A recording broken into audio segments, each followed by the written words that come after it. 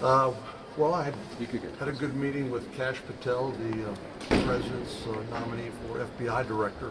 We still don't know what Director Wray's plans are, but eventually I assume that Mr. Patel will be confirmed as the next FBI director.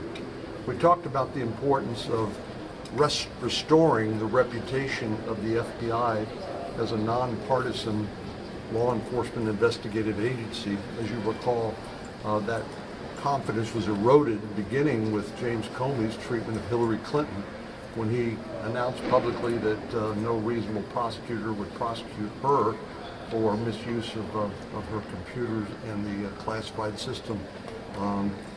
That was fundamentally a wrong thing for the FBI director to do. That's a prosecutorial decision that should have been made by the Attorney General. But of course that continued when James Comey was fired, and then went on a retribution tour to get a special counsel appointed against President Trump. And my position, as I told Mr. Patel, is that no one should have to go through what President Trump went through by a partisan Department of Justice and FBI. And my goal would be to restore the nonpartisan functioning of the chief law enforcement agency in the country, the FBI and the Department of Justice. To me, that is the goal. Mr. Patel said he shares that goal, and so we had, that was reassuring. Are you comfortable that he's going to be able to stand up to Trump? Well, I think that's a fair question to ask. I mean, it's a hard job to tell the president no, but the law is the law, and I would expect from him, as I would from Pam Bondi, that they would be honest and truthful with the president when it comes to those red lines. To me, that's the important functioning of trusted cabinet officials like the Attorney General, is to tell the president the truth. You don't have to tell the president that in public. You can tell him in private, but you have to tell them. Are you concerned at all by some of the? Are you concerned at all that some of the things Kash Patel has said he would want to do on day one, close the FBI headquarters, fire a number of agents? I interpret that as hyperbole, and I think he will tell you that same thing. Mr. Cornyn, do you think Mr. Wray should resign? Pardon me? Do you think Mr. Wray should resign or wait to get fired? I'm not going to get involved in that. That's up to President Trump and Director Wray. Did you think this idea of going after those who went after President-elect Trump, is that going to be okay for you, or is that going to be a problem? Well, as I said a moment ago, I don't think it's right to continue this weaponization of the Department of Justice and the FBI against political opponents. And that's why I think it's so important that this be about restoring the FBI and the DOJ to non-political organizations. So, but there is accountability does matter, and I think Mr. Patel would say that there has not been accountability for people who violated the law and abused the position they've had at the FBI and Department of Justice for political purposes. That needs to end. Did you discuss the idea of pardoning January 6th?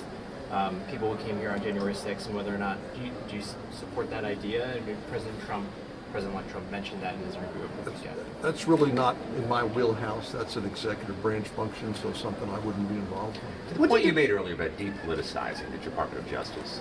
Just yesterday, Donald Trump said January 6th committee members of Congress should go to jail. What do you make of that?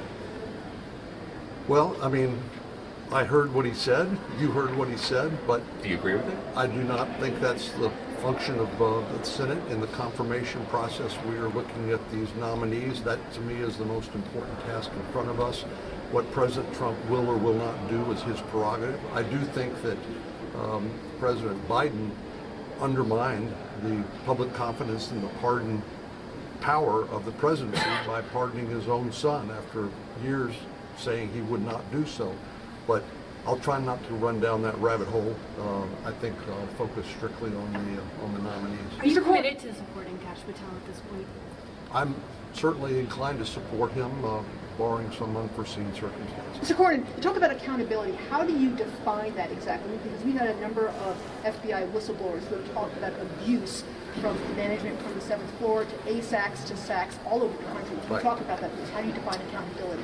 Well, it depends on the facts. I mean, it could be a disciplinary matter. It could be a criminal investigation and prosecution.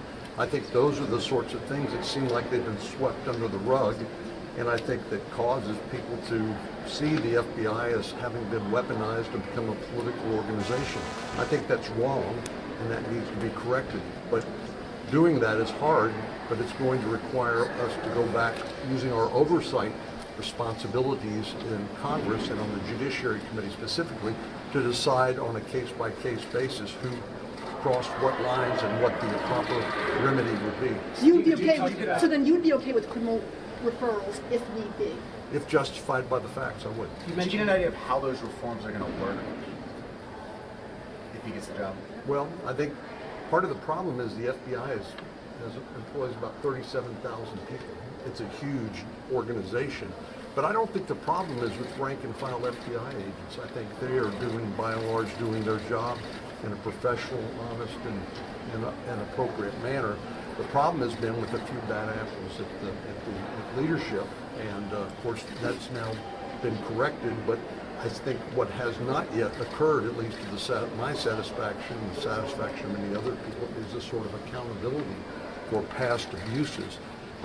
And that needs to be exposed, and I expect will be exposed, and that will be part of the role of the Judiciary Committee. And if there are basis for criminal referrals, then those will occur. You talked about the idea that weaponization came up during your meeting.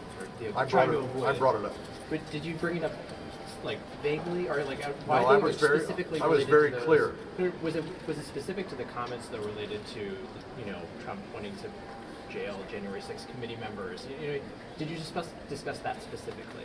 This is the first thing I brought up. Okay. Is that restoring the reputation of the FBI and the Department of Justice as non-political institutions.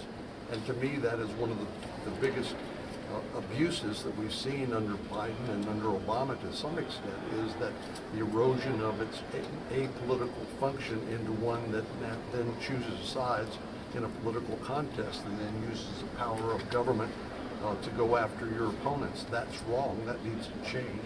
And that was the first thing I said to him. He said he agreed. Do you have any thoughts on Tulsi Gabbard? Any concerns that her colleagues say she echoes talking points of Putin? I'm looking forward to meeting with her. Hopefully we can get that scheduled here in the next few days. Thank you guys. Thank you.